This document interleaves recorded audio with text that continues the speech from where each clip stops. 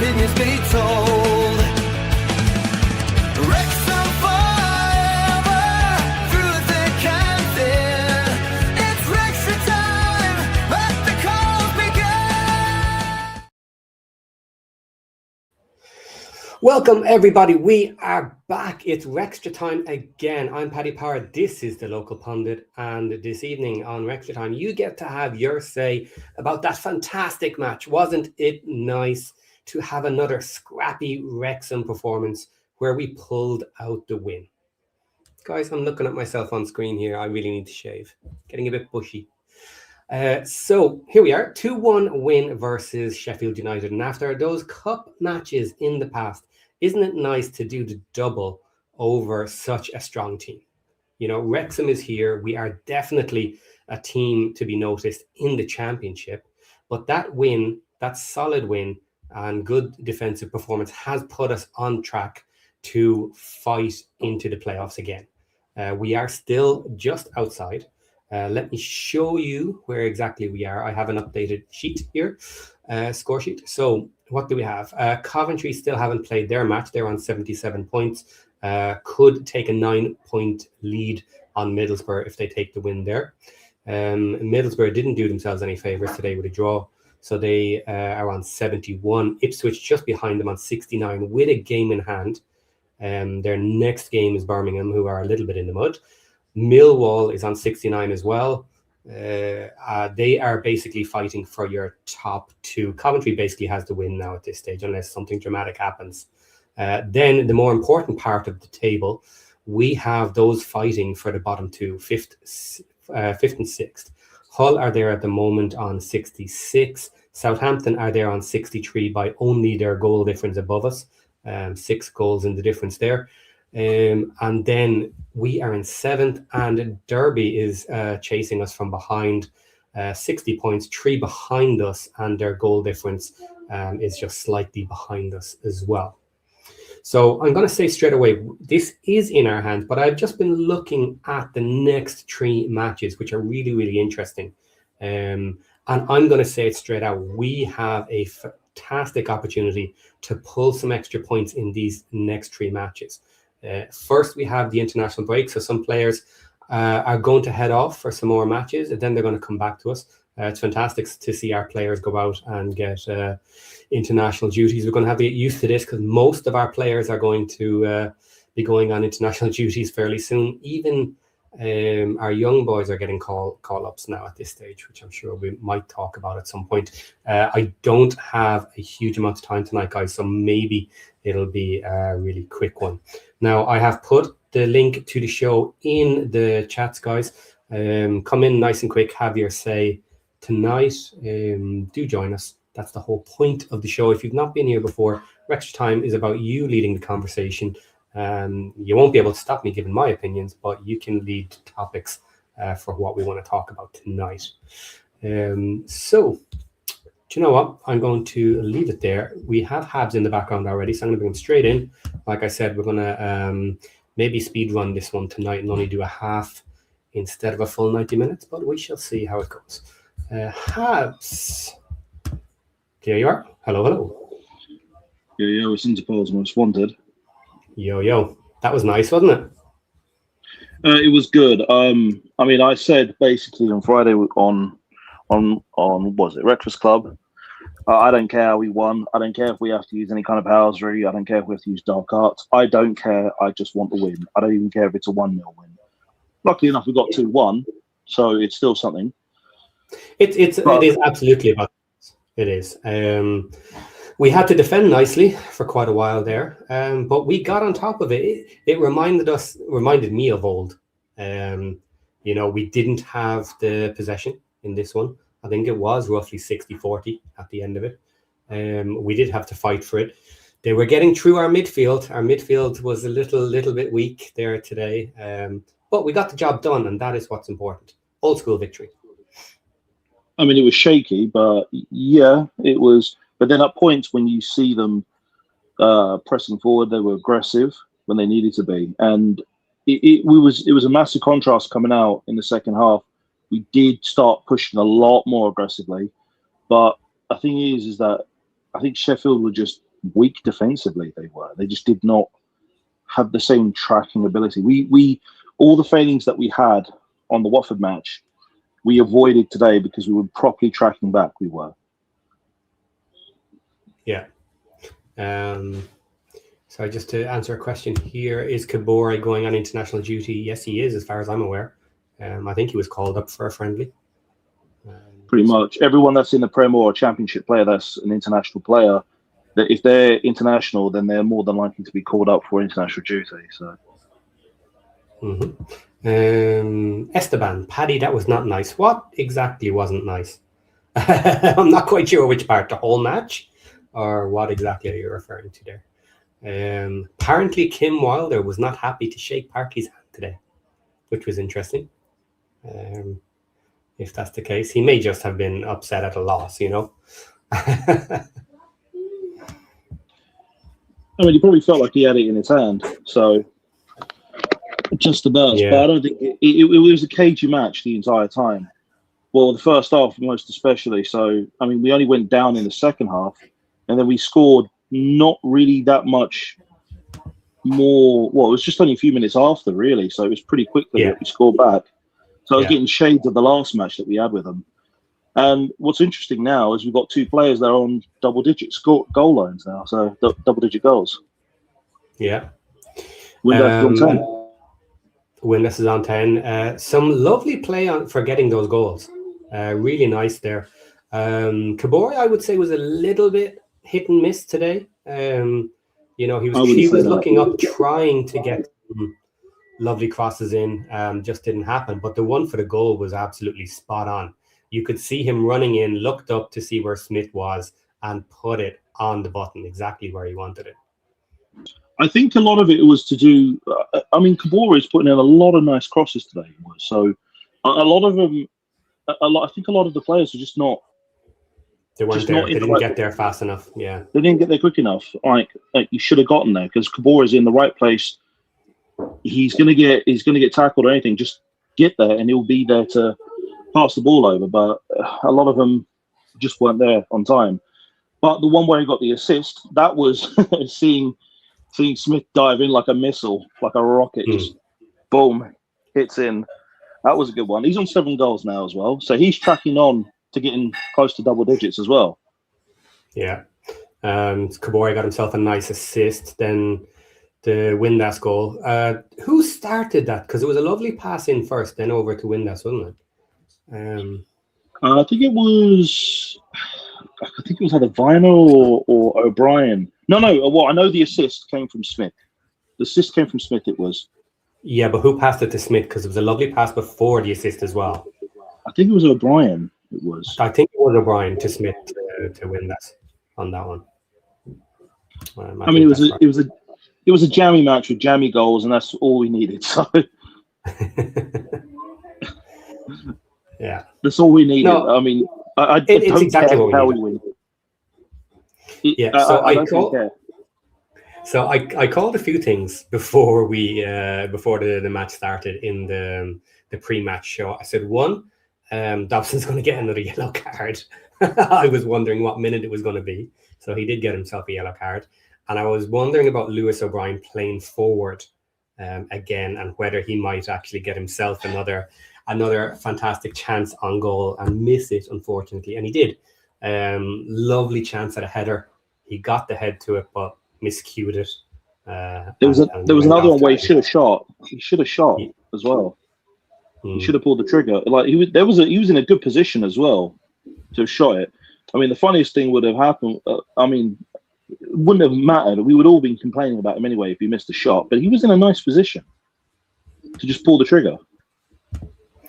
Yeah, a couple of times I think we maybe should have let off a shot. Another thing was we needed to be more careful with our passing. There was again a couple of badly weighted, badly timed passes that immediately went into a counter attack, and they were quick on the counter, but they messed up their opportunities today. They really did. Now we did well to get in there and fight and eventually take our chances, but they didn't play well when they had their opportunities. Just one of those days for them, which is fantastic. But nicely, I would compare the two of us as kind of nicely on what high-end championship teams. That's what it seemed like to me. I was talking about this as well beforehand. We compare against each other, or we would like to compare favorably against Sheffield United, and I think we do. Yeah. I mean, they're a solid squad. They are. So, I mean, they're the team. This is the same team that was challenging. That got to the final last season in the playoffs, and they just narrowly lost it. But again, it doesn't really matter. I mean, we beat them. That's one thing we needed, and I mean we had some. I mean, we had a lot of good play today. We did so. The one thing was Doyle was good in most parts, but there was a lot of fumbles he's had today as well. Okay, you mentioned Doyle. Here's something before I forget that I'm going to put out there. I'm sick and tired of Doyle getting yellows for mouthing off. I don't like it. I don't like any player getting yellow cards for mouthing off at the ref. It's stupid. It's not needed. And it gives you a reputation because you think the refs don't watch other matches when they have time. When they do. They do. And, it's stupid. I don't like seeing it. I mean, he's young still, so he's 21. So he's gonna be a bit of a hothead. He is. So. But you know what? This is after the fact, though. The foul hadn't been given. The play had continued. It was another stoppage of play where he was mouthing at the ref that got him his yellow card. So it wasn't in the incident that he just pushed too hard. It was completely after the fact. That's why it particularly annoyed me. Yeah, but that was that moment where he tried to pass the ball off to someone else. I was thinking, just pass it to Arthur. Just pass it to Arthur. He didn't pass it to Arthur. Yes. Yeah. He should have passed it to Arthur because that way Arthur could have just picked up the ball, and it was getting close to the end of the match as well. I was like, just pass it to Arthur, but he didn't, and he kicks the ball off, and it goes into a completely different direction. Yeah, he was annoyed at himself, I'm sure, for it going wrong, and then he just kind of needed to vent a bit. Dave here has an interesting point. If Doyle's getting yellows for mouthing off, we need to make him captain. Then he's allowed to talk to the ref. That's why we made McLean the captain, partly. But yes, you know what? If he stays with us for the long term, and if he matures a little bit, absolutely, there's potential there to give him the captaincy and let him discuss things with the referee. No problem with that. The good thing is he's around older players that have a level of maturity around them, so he's going to have time to grow. So that's the one thing we have. We do bring in one of the things that Parky is really good at is bringing in experienced players that are much older. That many people. I mean, I think it was Callum Fowler who pointed this out, or someone else. I can't remember, but we exploit the market in seeing very experienced older players that are top quality, whether for any kind of league, and we take them because other people discard them. We're like, no, this is a diamond for us. You don't know what you're doing. And we bring that experience for that. Yeah, absolutely. If we stay in the championship for another few seasons, obviously we might kind of reduce that down to a bit younger with quality also, because we can afford to do that. But if and when we get up to the Prem, I can absolutely see them doing that again. Parky is going to bring in some older players, some experienced players that are maybe just, they're in their final contract, and the better teams in the Prem don't want players like that. They've already moved them on. Absolutely, I can see a few players like that who will be solid for the team. I mean, one of the players that Parky was trying to go for is I think it is a Liverpool player, Ian Robertson, I think it was. Or was it David Robertson? I can't remember his name.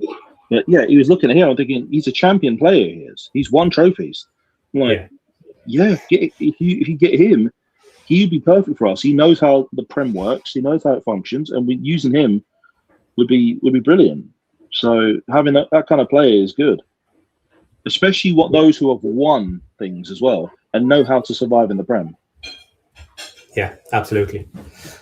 Okay, I'm going to take a break for 2 seconds, and what I'm going to do is I'm just going to have a quick look at the bottom of the table, get that out of the way. So what happened at the bottom of the table today? Sheffield Wednesday tried to take out Hull, but they didn't do it. They got the first goal, which I'm sure scared Hull, but I think that one ended up 3-1 for them. So Hull got away with a win. Leicester City got another draw today, as far as I'm aware.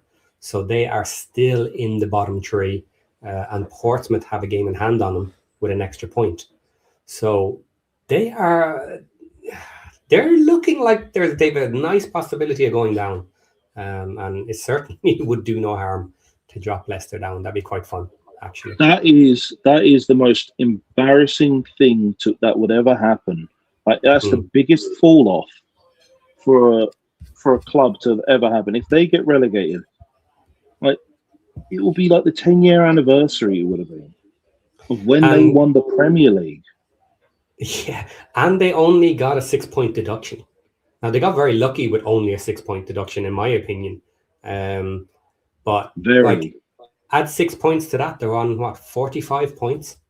And where would that put them? 45 points would put them in 19th place behind Charlton. If you gave them back those points, that's a horrendous season.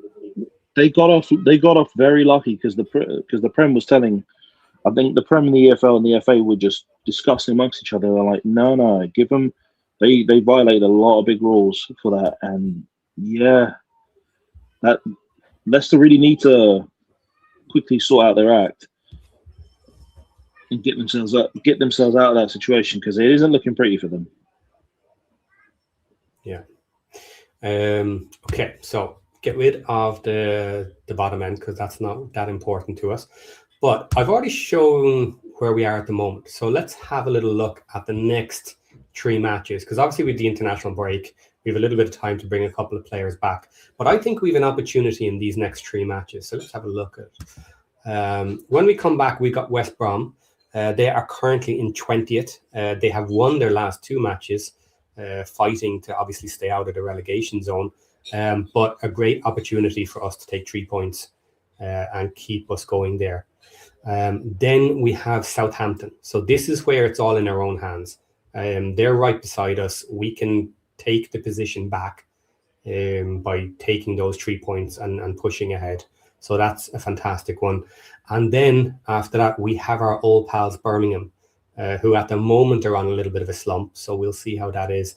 But that is another tester for us to show how well we've improved and where we are as a championship team. Because obviously they took the League One last year and came up with us. But they've also spent money. They have a very good team, albeit they're not getting the points that they want at the moment. And they're at home as well, so they're expected to play aggressively as well. I mean, there's very few teams that have actually beaten them at home. Well, they're at home today and lost to Derby. No, I thought they were at Pride Park. Were they away? Okay, let's double check. Yes. Hang on. Yes, sorry, Derby were at home, Birmingham were away. Okay, well, anyway. So West Brom, potentially an easier match. I know that down the end they'll be fighting. Southampton is in our own hands. We need to take them out, and then we got a shot at Birmingham. All right, next up then, Southampton. Who do they play next? Well, next up they have Arsenal in the FA Cup, so they're not actually playing at all, which means they're going to end up with a game in hand. And then their first game back is us.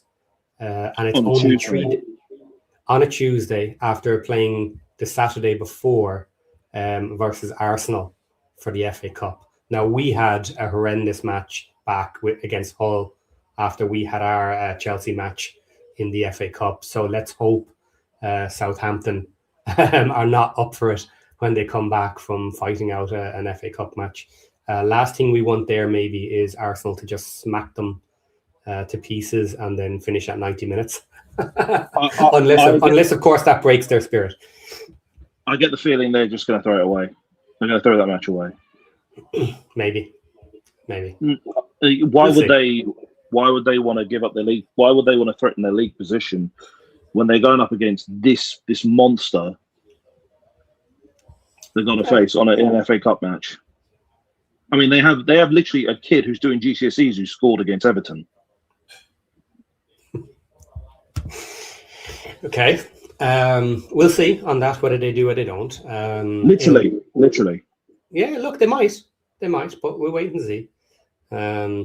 If they do, if they rest their players, then they'll be coming in fresh / unplayed. Then, if they take half their players and don't play them at the at that match in the cup, then they're going to have a long international break, and that's not always the best thing either. We don't come back the best after long breaks, so I hope we definitely put it to the baggies when we do come back. But we need the break. We need the break right now. Absolutely, we do. Yeah. Then following that, we have Derby versus Southampton, which is a nice one because obviously Derby are just right behind us, and then Southampton as well. So somebody's going to lose points there. So that's nice as well to help us as we go through that run. Right, next up, we'll have a look at Hull just ahead of us. So they come back from their international break. They've got Oxford first up, which you would expect them to win that. Then they hit Coventry, which is a big one. Probably expect them to lose that, but who knows? We'll see. And then Sheffield United. Now, they are a good team, so we'll see what happens there. But definitely opportunities for Hull to drop points in those 3 matches. Yeah, so that's a Yorkshire derby, that is. And since we own the city of Sheffield, it's all good for us. Right, and then last up, Derby. What's their run for the 3 matches? First up, they got Coventry. Then they got Stoke. Then they've got Southampton. So that's a fairly tough run for the next 3. That is a tough run. They could slide away. Potentially. And look, if they lose the first 2, we might be hoping they beat Southampton. So we'll see how it all plays out. Now, in fairness, as things stand, you would want Derby to beat Southampton. You'll demoralise them a little bit. So, I mean, here's the thing. Southampton haven't, they've been winning, the last 13 matches now? Mm-hmm. They're on a massive run right now. Yeah. So Kim is just reminding us there. I just saw the comment. Kim reminding us Hull could lose to Oxford. Of course, Oxford are down the bottom of the table, fighting for their relegation. So anything is possible. Yeah, it's not a simple. Same with us with the baggies.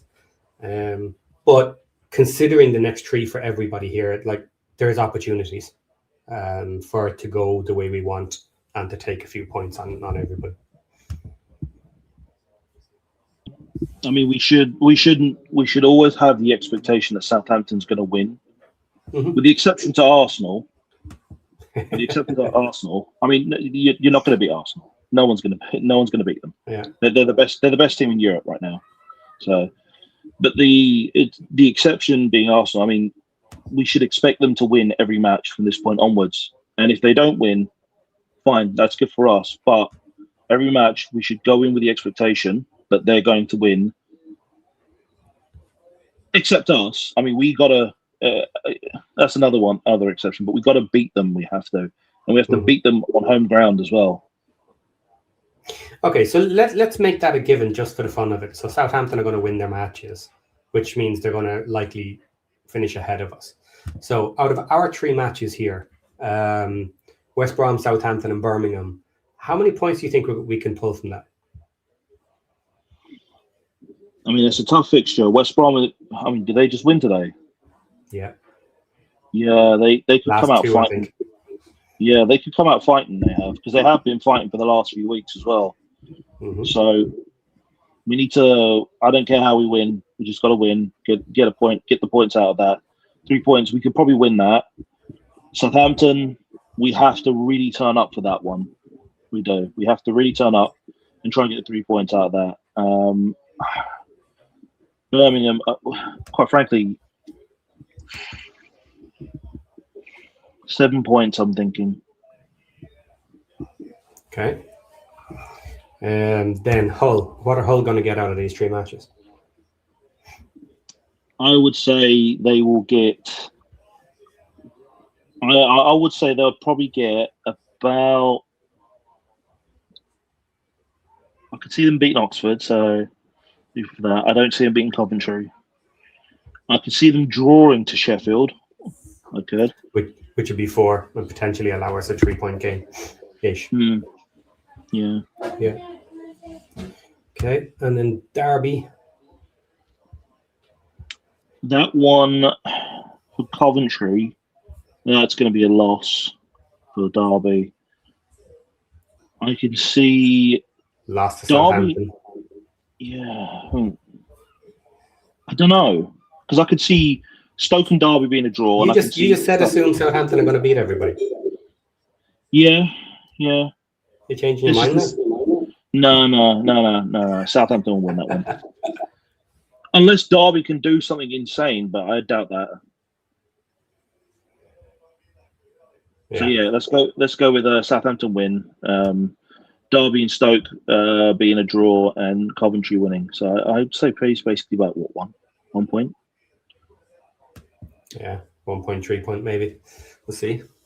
But there's opportunities there to pull away from Derby a little bit, and to make up some points on Hull. I still think it's Hull we're going to take at the moment. I think Southampton have the easier final finish on it, and I think it's Hull we're going to take.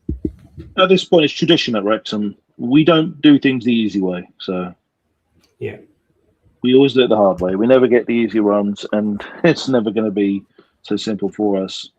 So, but let's see what we've got with the international break that's coming up. Some of our players still have to play, though. That's the thing. We've got Cadamartri that's got to play for Jamaica for the qualifying. He's got to be what they call New Caledonia to qualify for the World Cup. And you also got Broadhead, who's going to be called up for Wales for that. Hyam got called up by Scotland. Yes, but that's a friendly though, and it doesn't matter. They're still out there playing. But True. yes, friendly.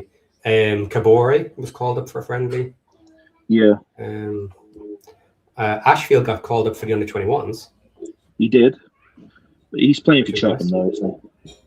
I know, but it's just to mention it because it's nice for him. It's a nice to thing. get it. It's nice for him. Yeah. Gives him some tournament experience. Yeah, exactly. Is that it then? Is there anyone else? I think that might be it. No one else I could think of. I mean, it's good. I mean, it's a few players that just need to get some. They're going to continue playing during the break, but good thing is at least we get the break. They can all rest up. Hope they all get massages every day as well. Everyday massages, clear out whatever lactic acid is in their body, get some creatine in and some protein. So they can rest up properly because we definitely need it. And the biggest thing is just hoping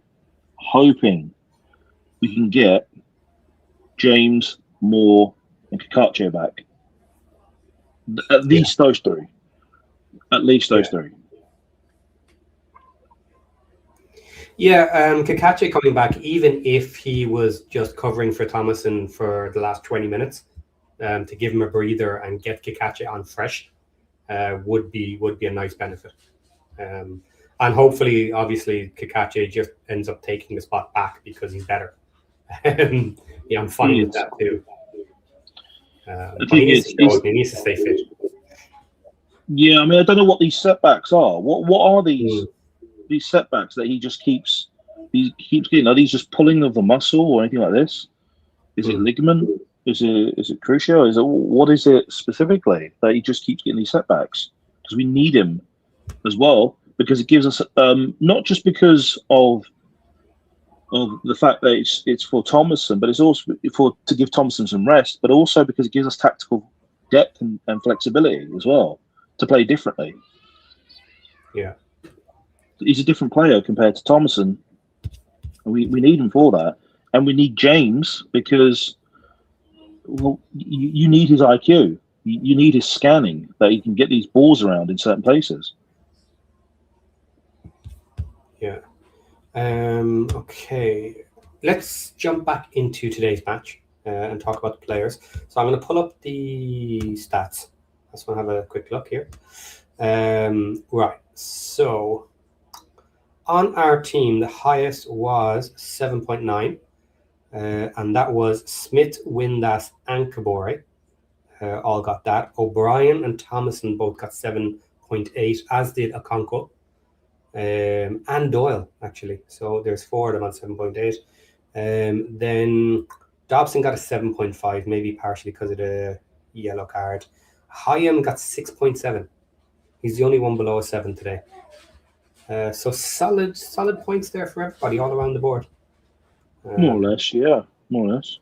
I mean, I know a lot of people are going to be having a go at Okonkwo, but I don't think a lot of people understand how difficult that job is. I mean, even though that first goal that went in, it was a situation where you stopped the ball, it got deflected, and someone came in. There was no one there defending the box. That's the thing. Our defence was a bit shoddy today when it came to that part. So they were managed to be able to counter-attack hard for that. But most of the time, he was tracking the ball. He was tracking the ball, and a lot of people were thinking, "Oh no, the ball's going to go in. It's going to go in now. He's just tracking it. He's going to let it go out for a goal kick." So he's carefully watching the ball at every moment. Okay. Right. I just want to bring up this comment here. Sorry for backtracking and jumping all over the place, but I was interested in it. So Garrett here says that internally Wrexham believe we need 8 points from the remaining games. So I was asking exactly how many games.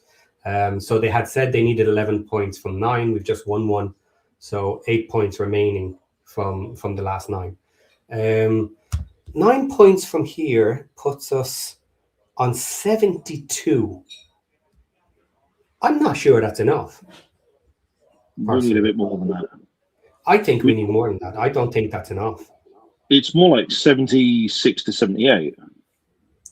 It might not be that high, but like average is 74. I definitely think we're going to hit the average looking at how strong Hull and Southampton are. I think we're going to hit about if we take it in the middle, that's 74. Another 3 points on top again. Yeah. Okay. Look, everybody can figure out their own on that. I just wanted to have a look at it and see. Internally, Wrexham are maybe being a little bit hopeful. We'll see. It'll be interesting, guys, if anyone can remember that stat coming up to the end of the season and whether it's accurate or it's not.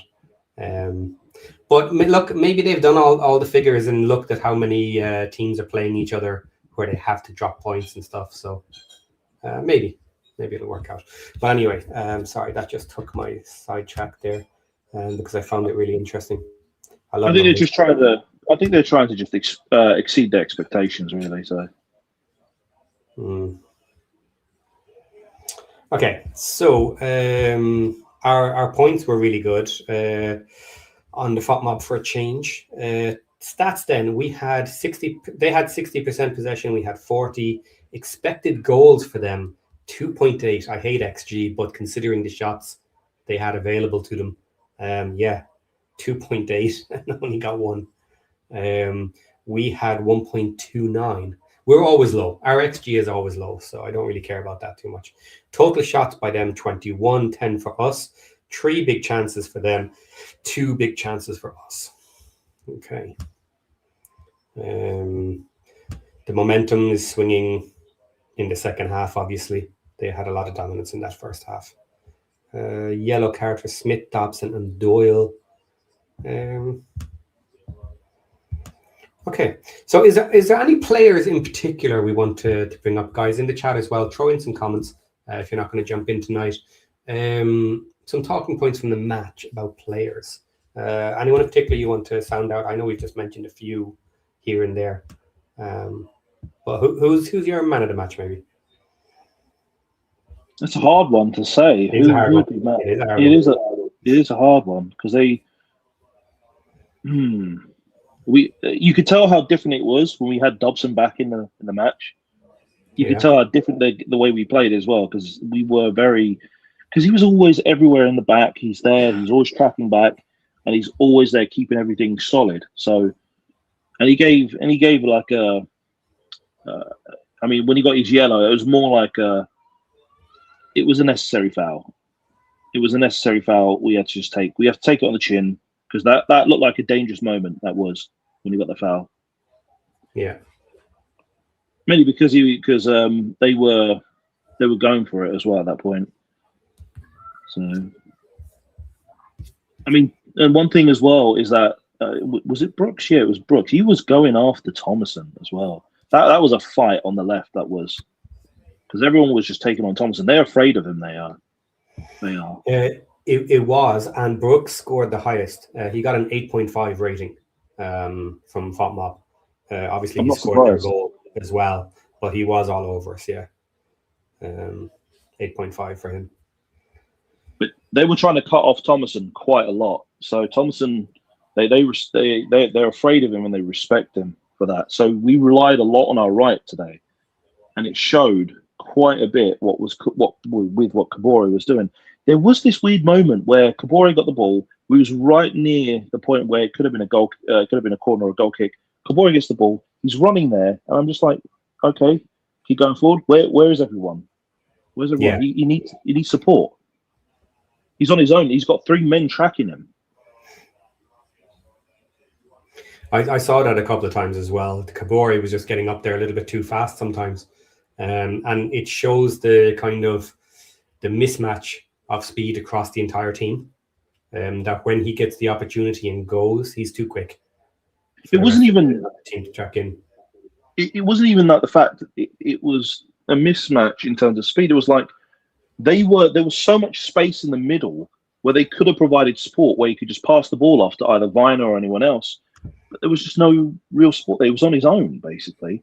It was more or less close to the halfway line. It was, and everyone was there, but they were just too far away from him on the other side.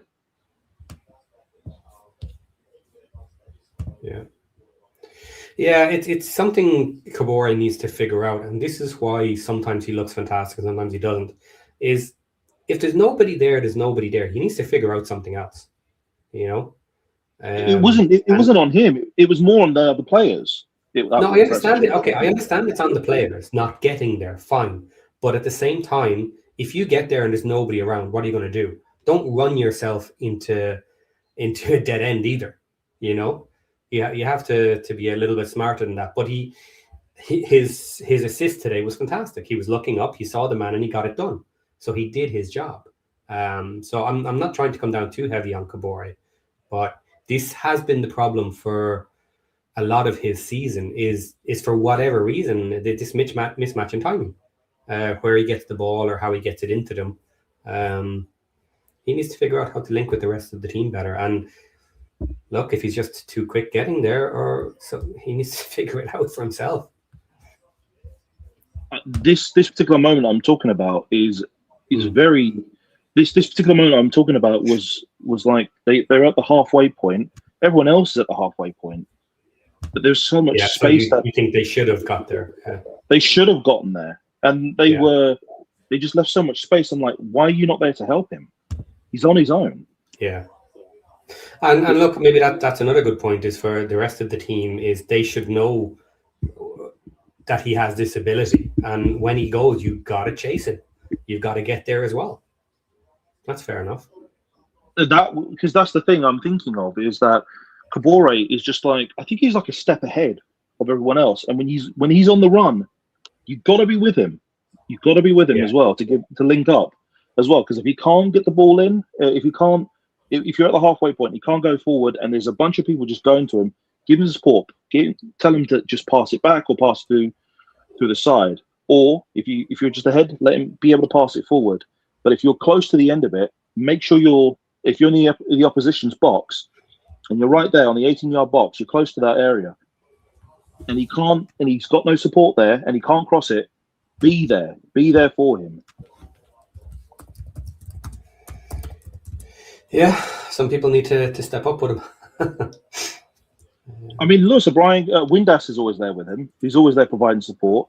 Max is there just behind him or just ahead of him that can just link up play. But everyone else in the midfield is just the midfield is it still just needs to work out some kinks. There is, because we just don't have that. We don't have that steady head that we had that can do that. Well, in other news, Coventry are up 2-0 already. I'm not surprised by that. No, I don't think anyone is surprised by that. Let's just have a look. They're running away with it now. They're just running away with it now. Yeah. 2-0 versus Swansea, yeah. Ooh, I might get this one. I think I put down a score to give them a right kick in 4-0 or something. I might get that this week. So look, I'm all over the place today. So now that we've just said about Coventry, what do you think about Middlesbrough just taking second now, without having the ability to take first? Do you think that'd be nice? It's still shaky. Have second. I know it's still shaky at the moment, but I kind of want them to just solidify it and done, so that when they get to us, they're finished. I mean, what's the next 3 matches? They got Millwall next, which is a big one. Oh, because if Millwall wins, they go second. Yeah. Millwall they're at home, Swansea away, and then Portsmouth at home, then Ipswich away. Oh, this isn't good. That's not good for them. That's not good for them. No, this is going to keep that pack together until one of them goes on a streak of 3 losses in a row and just drops down through the playoffs, you know. And someone goes on an unlucky streak and everybody takes them out in one go. Otherwise, they're going to chase this right down to the end. It all depends on what happens after the international break. Because some players who come back from the international break, they're like, well, they're going to be a bit sluggish, and they're not going to be. Some players will be more contentious about this because they're going to feel like, oh no, I'm missing out on 2 weeks of playtime. Yeah. For us, we need that. We need it because we're running into the ground. We are. So getting this win, getting the break, it's fine. But for Middlesbrough, I don't know about Middlesbrough. I don't know about Millwall. What the situation is for them, and the same with Ipswich. Do they need this break, or do they? Or do they feel like, oh no, this isn't good for us? Well, they appear to be on a run that they're happy with, so they're pulling the points. So, but it could all of a sudden be that Millwall ends up just pooing the bed, basically. Yeah, it's possible. Yeah, it's possible. And the same with Ipswich. Same could happen to Middlesbrough. It could just be that this break ends up messing up with their rhythm and messing up with their flow. Yeah, the only real problem is I mentioned this last week, I think, for Millwall, is the 3 matches. So the one they just had, which they drew, and now their next 2 are fairly tough. This is the section where they can potentially lose a significant amount of points, but after that it gets relatively easy for them as a finish to the season. So if they don't lose points in the next 3 matches, or keep it nice and even with everyone around them, then I think they'll be fairly safe for a top end run in. Whether they can make second or not is kind of secondary, but they'll stay somewhere around where they are, I think, because it gets easier. So if they're gonna start a slide, it needs to be in the next 2 matches with their draw today. Yeah, I mean, it's still contentious. That point is. I mean, it could be that they all still they're all just biting at each other's ankle at this point. Yeah. And for us, it's going to be different. It's going to be different. I don't know about Southampton though. That's another question. If they come back from the break, are they going to be fine? Where's Scum Army? He should let us know. We could use him. We could use him. I mean, do they? He could probably let us know about whether they feel like this break that's coming up is good for them, or would it be not good because it does mess up their rhythm and flow, or will it just have no effect? Yeah, and this Coventry scored again. Yeah, nice. I don't mind Swansea getting a kicking. They deserve it. Yeah, why not? Again, look, I'm going on massive tangents today. We're not even talking about the match. Did everybody see the letter that their CEO posted?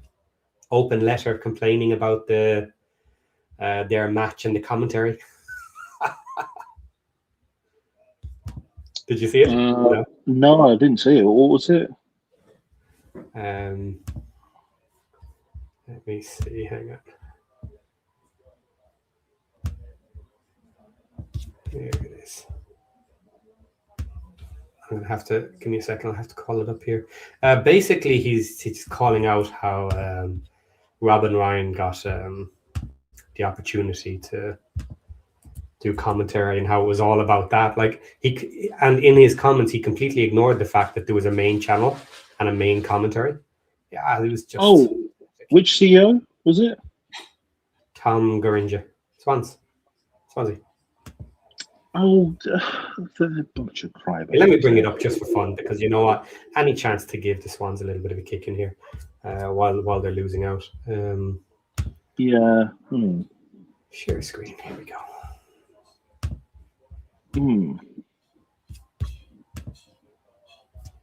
Wait, did they make it a formal complaint to the EFL? No, this is kind of like an open letter complaint, essentially a bitch session. Here. Oh, I think I did see this. Okay, so Maybe. yeah, we have the Sky Sports cameras in attendance once again.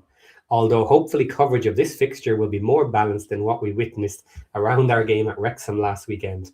While I don't think anyone would dispute that we want to continue to grow the profile of the EFL product, the means by which we do so should be balanced and impartial. Yeah, go fuck off. In my view, the build-up to and the coverage of the game itself left a lot to be desired on those particular scores. With the production being done by Robin Ryan's own production company, all of the guests and the focus was on their team. Yes, it was, because it was our stream. There were celebrations with Dave Pruton, the face of Sky's EFL coverage, and the advert for the commentary of the game failed to mention that we were playing at all. I felt to myself and a number of members of our staff that we were very much an afterthought, and that our hosts were given priority at every opportunity. As a club, we would strongly suggest their greater critical thought is given to how these situations are handled moving forward. This is a position that I will discuss with the EFL next week. Maybe I didn't see this letter, but I mean, there's a bunch of these people complaining about that. I mean, they literally have. I mean, if you're complaining about this, about the fact that the owners of Wrexham are commentating on a match which was optional, it wasn't the main. It wasn't even the main commentary. It was an option that you could choose that everyone decided to go in because. Oh my God! It's just so. The funny thing is, I will say I did not enjoy the commentary.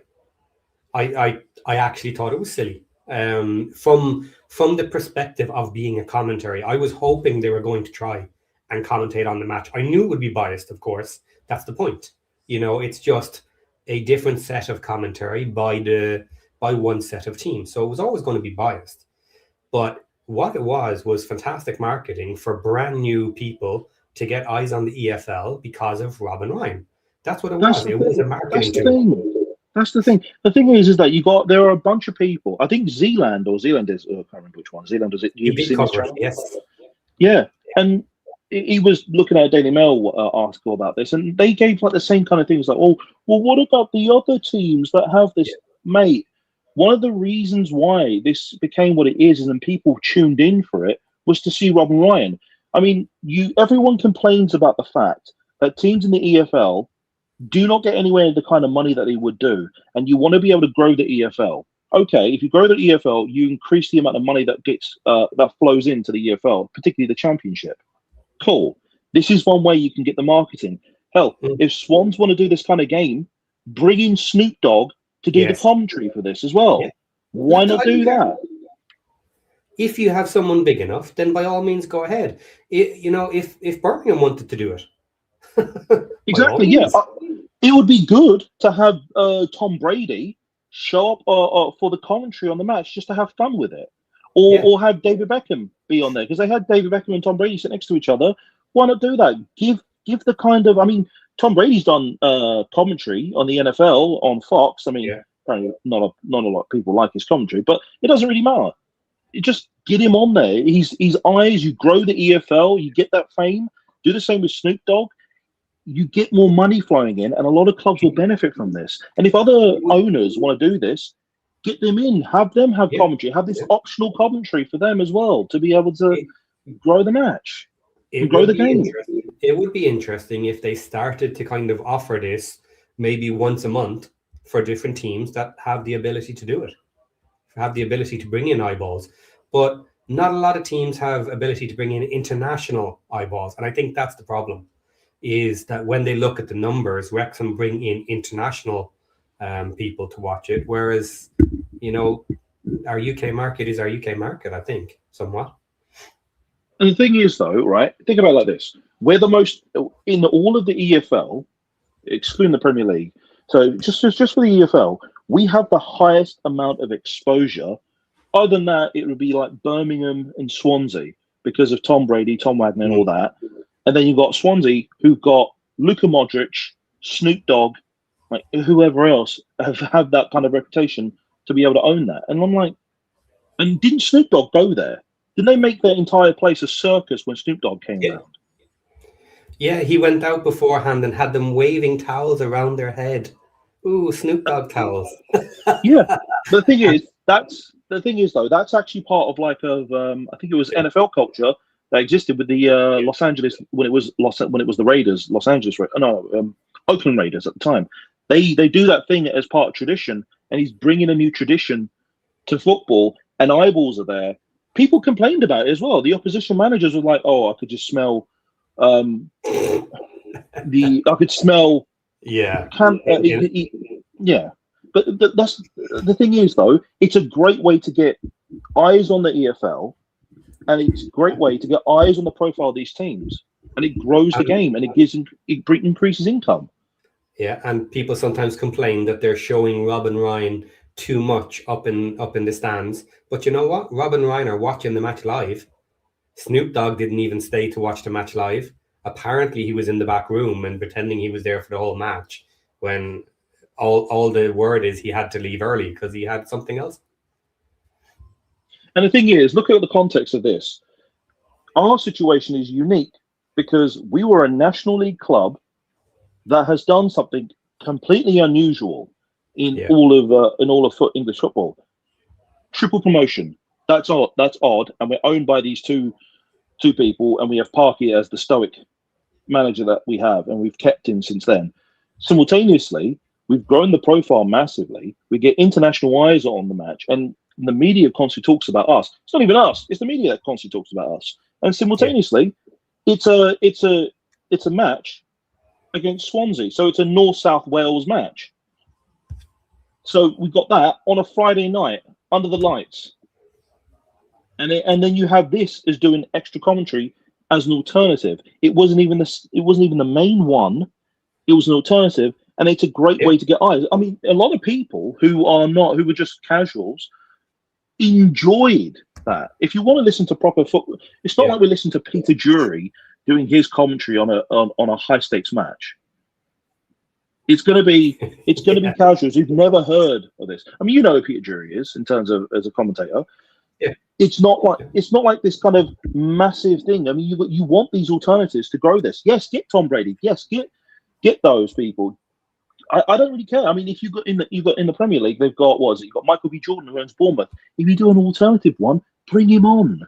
Yeah, and you know what? Like you're talking about Michael Jury there. If he was there with any other team, he would have celebrated with that team too. It's not like he was celebrating the downfall of Swansea.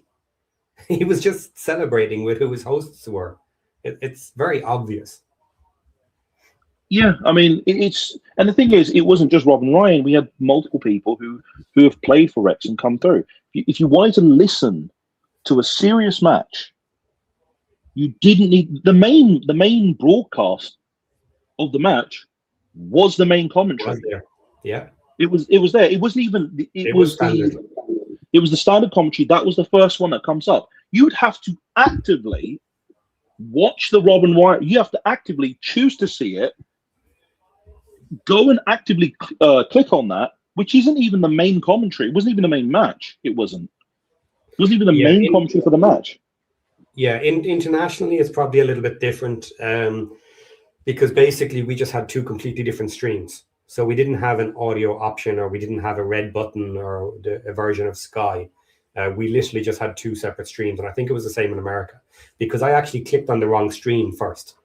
They were advertising the Rob and Ryan one up generally on their website, but you had to click the two different streams, and the main one was there. It was still the first option, and which is why I clicked on it incorrectly, because I just hit the first one that came up. The second one is the one that had Rob and Ryan on it.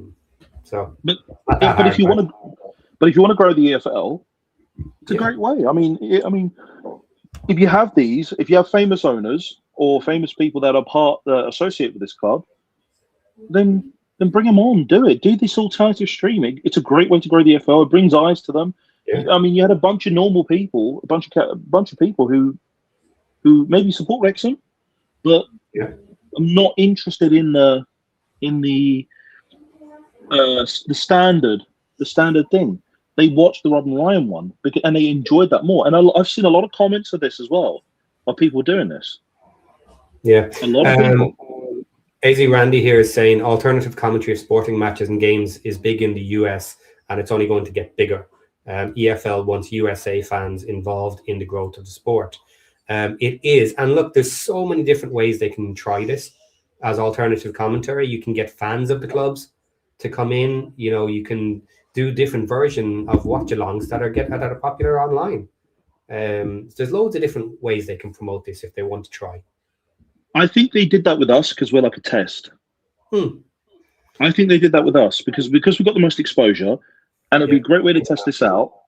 Yeah, especially for international audiences that are watching the EFL for the first time as well, particularly for the Championship. They're like, oh, it's the toughest and biggest second division on the planet. Let's watch this. And okay, maybe let's say there's a big Birmingham match. Let's say it's Wrexham Birmingham, and all of a sudden Tom Brady's brought on. Okay, well.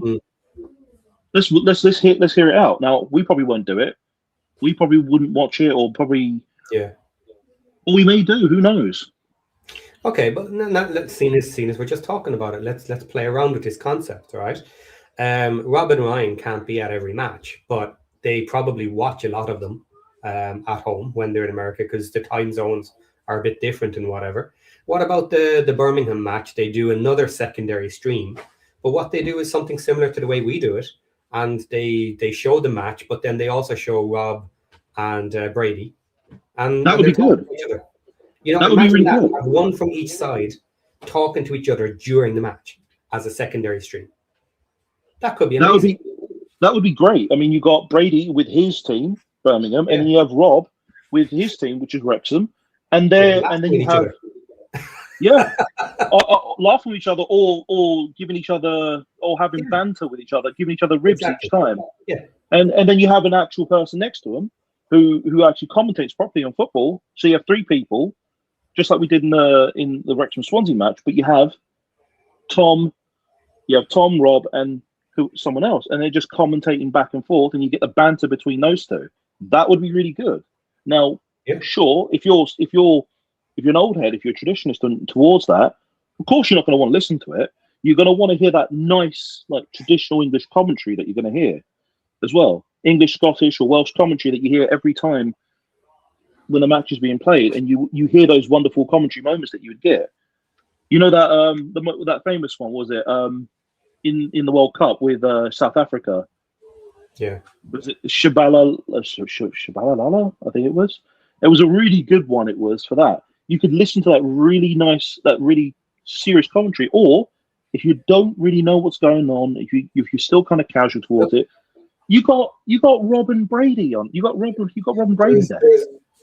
There's another way of doing it too, which is kind of a mix of all worlds.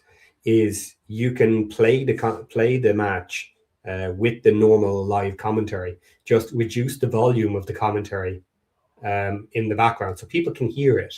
But if you have the microphones of Tom and Ryan set higher, so that when they talk, it kind of is overshadowing the background commentary, and they can just talk over it, and you'll hear what they're saying when they talk. But when they're not talking, you can hear the background commentary. There's loads of ways of doing it. And think about it like this: it would be really good. It would be really good. TV would bring a lot more people to want to watch it as well. Yeah. And it's a Sunday match, or is it being moved? I'm not sure if that one's been moved. I don't think it was moved. But I mean, people would want to watch it, and then you have two people who are opposition owners for their teams. You have a third man who's actually a serious commentator, but he's just there with them, bantering along with them. And then you could see the way that works, and you've got people. Apparently, this is massive in the US, but it would be great. It would be a great way to get eyes on the sport as well. Yeah. Well, eyes on the league specifically. Yeah. And another thing I think you could do is a lot of people were partly complaining about the multiple screens that they wanted to see the match. You could do it audio only. You don't necessarily need to have video on them. And like if you were to open that up then to most teams, you could offer it nice and quickly and easier, and they could bring in old players to commentate or whatever. You know, they could have different people every couple of weeks. They could do it a lot faster and offer more of it if it was somewhat popular. I mean, we kind of get that with the Premier League with Jamie Carragher and Gary Neville, but no one really wants to listen to those two. Those people. I know, but like if they're mixing it up all the time as to who's there, you don't have to have the same person. We did players who'll do it. We did that as well. The thing is, I think they're testing this out. I think they're testing the waters, and I think they succeeded in that. What they wanted to do. Now, if you don't want to watch that, fine. Watch the serious one. It's there. It's available. If you accidentally click on that, or if you actively choose on that just to get mad at it, all right, click off that. Go to the other one. That's where you can watch the serious stream for that. But it succeeded. I think it succeeded. It brought in a lot of noise, whether it was good or bad press. Yeah. And a lot of people liked it who didn't usually watch football. And you got a bunch of people who were normies, you could say, or people who just don't understand the game that well enough to actually watch and get more engaged. It's a great way to get people engaged in the sport. Yeah, it is. So Swansea are still losing 3-0. One more goal and I get double points in my pick this week because I did pick 4-0. I checked it. So come on, Coventry, another goal. I mean, Snoop could give them some encouragement as well. I mean, he can encourage them with his products. But Right, okay. Now that we've gone completely off topic, not even talking about tonight's match, I think that'll be our bombshell for the night, guys. We'll finish here. We will have a lot of videos up because we always do. Plenty for you to talk about over the international break. And we will go through more and more of this. So look out for the different shows that we have, and we will keep you updated. And we will be back with the next match versus the Baggies. Take care, everybody. see you in a bit, guys.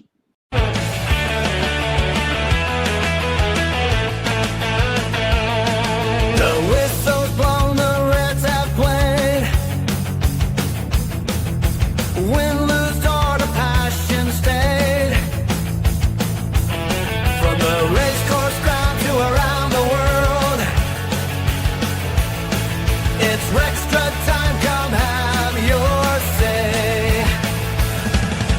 Raise your voices, it's time to call WREXtra time, we're debating it all. Heroes in red, fearless and bold. Ring the lines now, your opinions be told.